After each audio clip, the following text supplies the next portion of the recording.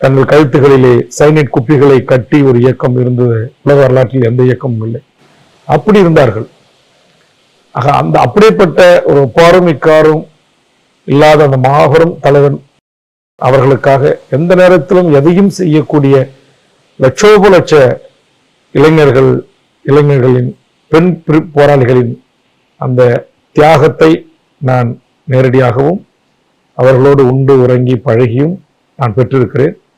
நான் 80களில் கொஞ்சம் உயர்ந்திருந்த 10 வயது சிறுவனாக மாணவனாக இருந்த காலத்தில்தான் அதே காலகட்டங்களில் தமிழ்நாட்டில் தோழர் தமிழரசன் அவர்கள் தலைமையில் தமிழ்நாடு விடுதலை படை இங்கு இயங்கியது.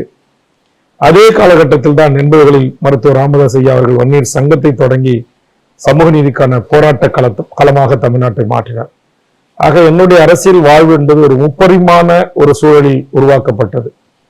அதாவது நான் அன்று முதல் இன்று வரையிலும் சில விடயங்களில் சமரசம் இல்லாமல் நிறைய நற்பண்புகளை, இந்த பீடி, சிகரெட்டு, புகையிலை, சாராயம், சரக்கு, கள்ளுக்கடை, மதுக்கடை, பெண்கள், இந்த போன்ற பிரச்சனைகளில் சிக்காமல் ஒரு தலைவனுக்கு பின்னால் ஒரு 50,000 பேர் கொண்ட ஒரு மாபெரும் இயக்கத்தில் ஒருவர் கூட எந்த தீய கெட்ட பழக்க வழக்கங்களுக்கு ஆளாக்காமல் நம்ம இனத்தை அழித்து ஒழிக்க வருகின்ற சிங்களவன் போர்க்களத்திற்கு வந்தால் மட்டும் அவனிடம் சண்டையிடுவது, மற்ற நேரங்களில் அவனை சக மனிதனாக பார்க்கிற அந்த மாண்பு, இங்கெல்லாம் இப்ப சொல்கிறார்கள் ஆங்கிலத்தில் ஈவ் டீசிங் என்று இந்த வார்த்தைகள் இடம் தராமல் ஒரு லஞ்சம், லாவணியம், ஊழல், முறைகேடு எதுவும் இல்லாமல் இந்தியாவில் காந்தி என்னுடைய கனவு என்று சொல்வார்கள். 12 மணிக்கு மேல் ஒரு பெண் வீதிகளிலே நிம்மதியாக சென்று விட்டு வர வேண்டும் என்று, அதை அந்த மனிதன், அந்த மகத்தான தலைவன் அந்த மண்ணில் சாதித்தார்.